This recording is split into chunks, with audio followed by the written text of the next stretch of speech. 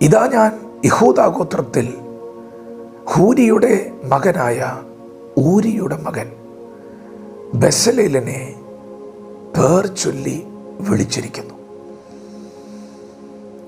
അവൻ കൗശലപ്പണികളെ സങ്കല്പിച്ച് ചെയ്യുവാനും പൊന്ന്, വെള്ളി, താമ്രം എന്നിവ കൊണ്ട് പണി ചെയ്യുവാനും രത്നം വെട്ടിപ്പതിപ്പാനും മരത്തിൽ കൊത്തുപണി ചെയ്യുവാനും സകലവിധമായ പണിത്തരം ഉണ്ടാക്കുവാനും ഞാൻ അവനെ ദിവ്യാത്മാവിനാൽ ജ്ഞാനവും ബുദ്ധിയും അറിവും സകല സാമർഥ്യവും കൊണ്ട്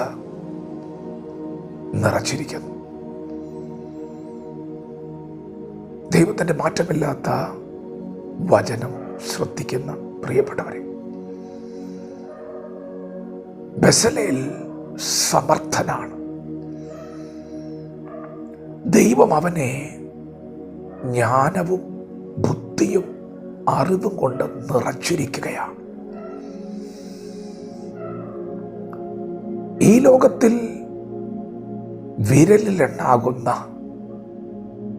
ചിലരുടെ മേൽ വന്ന അനുഗ്രഹങ്ങൾ നമുക്കറിയാം. ശലോമോൻ ജ്ഞാനികളിൽ ജ്ഞാനിയാണ്. ദൈവത്തിൽ നിന്ന് അനുഗ്രഹം പ്രാപിച്ചവനാണ്. തിരുവെഴുത്തുകൾ പരിശോധിച്ചാൽ ദൈവം അനുഗ്രഹിച്ചിട്ടുള്ള തലമുറകളെ നമുക്ക് കണ്ടെത്തുവാൻ കഴിയും. അതിലൊരാളാണ് ബെസലേൽ. സകലവിധമായ പണിത്തരം ഉണ്ടാക്കുവാൻ ദൈവം അവനെ തൻ്റെ ആത്മാവിനാൽ ബുദ്ധിയും ജ്ഞാനവും അറിവും സാമർഥ്യവും നൽകി നിറച്ചിരിക്കുകയാണ്. തിരുവെഴുത്തുകൾ പരിശോധിക്കുമ്പോൾ ഈ അനുഗ്രഹത്തിൻ്റെ വഴി ഏതാണ് എന്ന് നാം വിലയിരുത്തുമ്പോൾ ആ കണ്ടെത്തൽ വന്ന് നിൽക്കാൻ പോകുന്നത് ഹൂരിലേക്കാണ്. ഹൂരിൻ്റെ മകൻ, ഊരിയുടെ മകൻ ബെസലേൽ. ആരാണ് ഹൂര്? ദൈവം തൻ്റെ ജനമായ ഇസ്രായേൽ മക്കളെ മിസ്രൈമി അടിമത്വത്തിൽ നിന്ന് വാഗ്ദത്ത കനാനിലേക്ക് നടത്തുമ്പോൾ അവരുടെ യാത്രാവേളയിൽ മറവിടങ്ങളിൽ പതിയിരിക്കുന്ന ചില ശക്തികൾ അവർക്കെതിരെ യുദ്ധത്തിന് വന്നു. ആ ശക്തിയുടെ പേര് അമാലേക്യർ എന്നാണ്.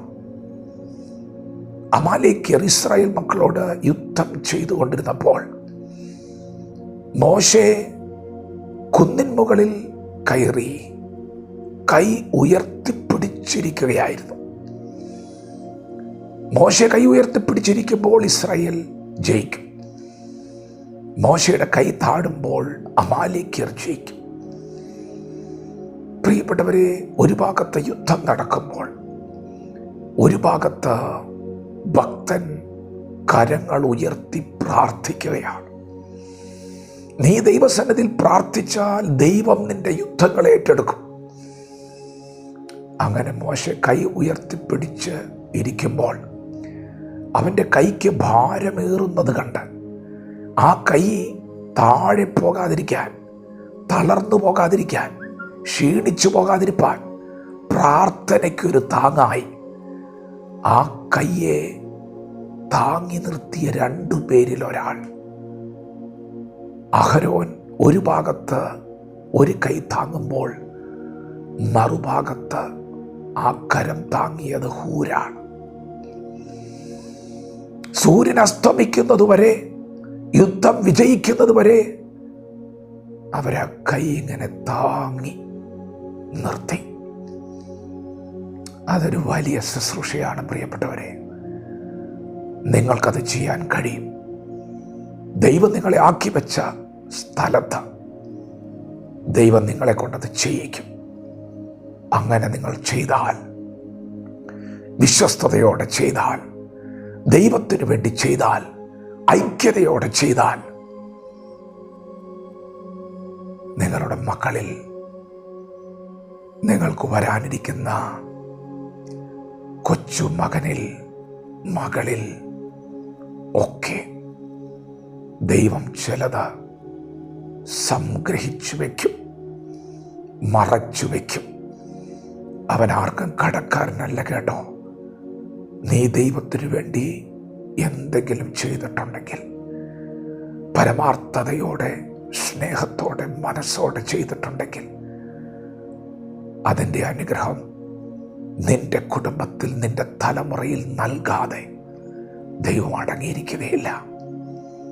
ഹൂര് പ്രാർത്ഥനയിൽ വിശ്വസ്തനായിരുന്നപ്പോൾ അവൻ്റെ കൊച്ചു മകനിൽ ആത്മാവിറങ്ങി.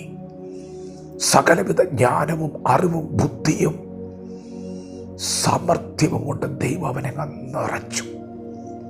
ഇന്ന് പകൽ നിങ്ങൾ ദൈവത്തിന് വേണ്ടി ചെയ്യുന്നത് തലമുറയ്ക്കുള്ളൊരു നിക്ഷേപമാണെന്നറിഞ്ഞ് ശക്തിയോടെ, മനസ്സോടെ, പരമാർത്ഥതയോടെ, വിശ്വസ്തയോടെ ചെയ്യുക. ദൈവം നമ്മെ ഓരോരുത്തരെയും ഈ പകൽ അനുഗ്രഹിക്കുമാറാകട്ടെ. ആമേൻ.